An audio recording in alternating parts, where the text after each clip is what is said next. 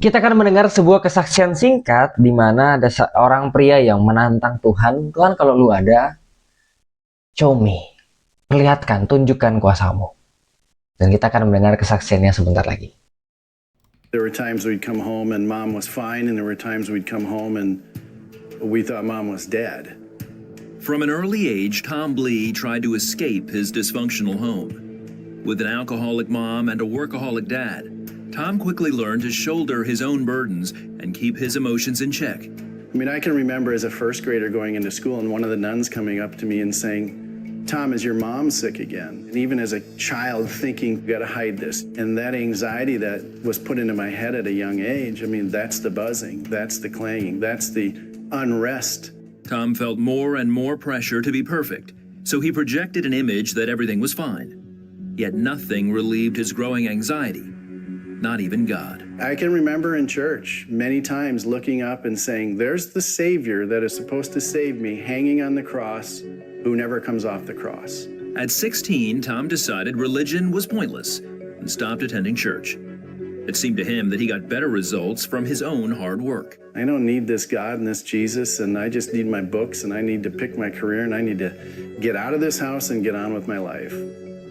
Growing up in the shadow of the Mayo Clinic, Tom was drawn to the lifestyle of the doctors and their families. How come I can go to people's houses and it's not dirty? The search constantly to find that area of peace.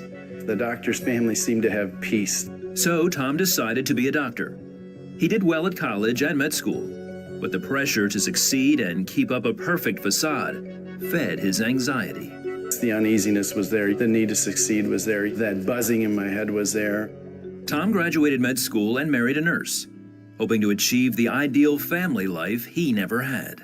It just didn't work. We were kind of the same people. She grew up in bad alcoholism with her father. I grew up in bad alcoholism, and we're very comfortable with chaos. That's what we've grown up in.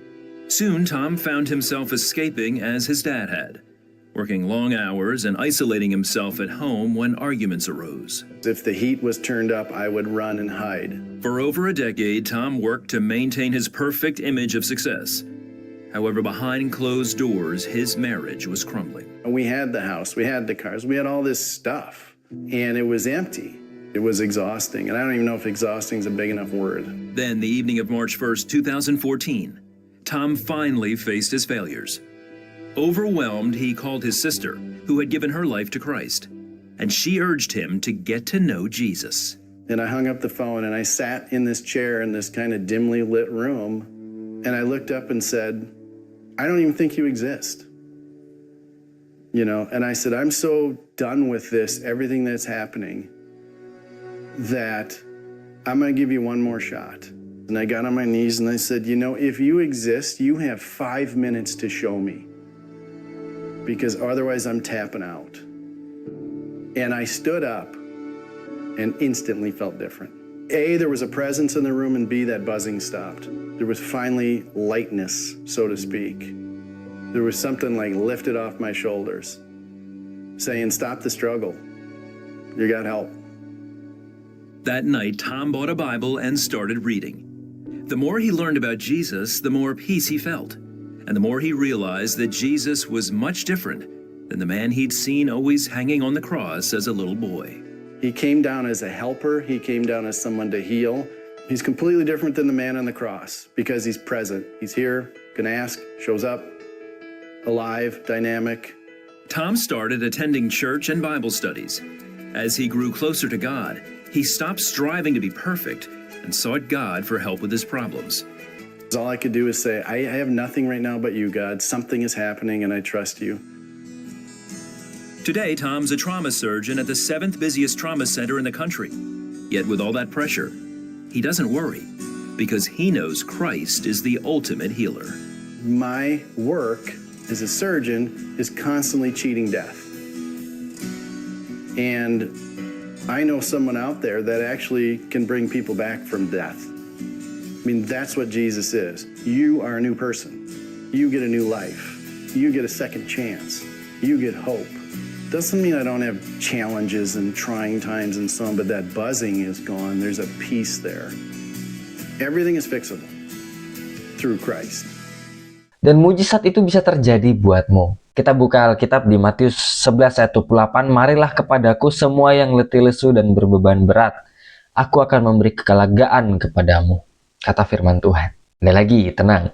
Di Matius 7 ayat 7 sampai 8. Mintalah, maka akan diberikan kepadamu. Carilah, maka kamu akan mendapat. Ketoklah, maka pintu akan dibukakan bagimu. Karena setiap orang yang meminta akan menerima. Setiap orang yang mencari mendapat, dan setiap orang yang mengetok baginya pintu dibukakan. Teman-teman, aku juga kemarin sempat baca satu ayat lagi. Itu tuh keterbalikannya dari ayat yang tadi kita baca. Di Wahyu 3 ayat 20. Keterbalikannya kayak gini. Lihat, ini Tuhan yang ngomong. Aku berdiri di muka pintu dan mengetok. Jikalau ada orang yang mendengar suaraku dan membukakan pintu, aku akan masuk mendapatkannya, aku akan makan bersama-sama dengan dia, dan ia bersama-sama dengan aku. Yang tadi kita disuruh ketok. Yang ini, kalau Tuhan ketok, kita mau bukain nggak? Jangan sampai kita cuma terus mau minta sama Tuhan. Ya nggak apa-apa minta. Tuhan juga bilang, mintalah kamu akan diberi. Ketoklah pintu akan dibukakan. Tapi kalau kamu ketok pintu kamu, Tuhan mau buka. Kenapa kalau Tuhan yang ketok kita nggak mau buka? Wahyu 3 ayat 20 tadi tuh mengingatkan kita. Kalau Tuhan tuh berdiri di depan pintu, mengetok. Jikalau ada yang mendengar suaraku dan membukakan pintu. Jikalau kan berarti ada yang membuka pintu, ada yang enggak dong. Nah, hari-hari ini kita yang begitu enggak. Jangan-jangan kita tuh maunya diri kita terus. Maunya kemauannya kita terus, kehendaknya kita terus. Kita tuh udah dikasih teladan yang perfect banget dari Tuhan Yesus. Tuhan Yesus di akhir doanya kan bilang begini, bukan kehendakku yang jadi, tapi kehendakmu. Teman-teman, semoga ini bisa kita terapkan juga di kehidupan kita sehari-hari. Kita boleh jadi terang, jadi garam dimanapun kita berada. Kalau kamu sedang ngalamin mungkin permasalahan yang begitu rumit seperti tadi pria bapak ini, boleh kesaksian. Thank you banget buat kesaksiannya, luar biasa.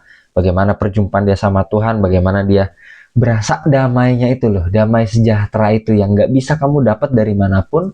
Bagaimana banyak pun hartamu banyak, kamu kan pusing gimana caranya menjaga ini biar nggak diculik orang. Kedamaian itu kamu nggak bisa beli. Damai sejahtera itu, joyful yang daripada Tuhan tuh nggak bisa dibeli pakai uang, nggak bisa dibeli pakai harta. Kamu cuma bisa peroleh itu kalau kamu kasih hidupmu buat Tuhan.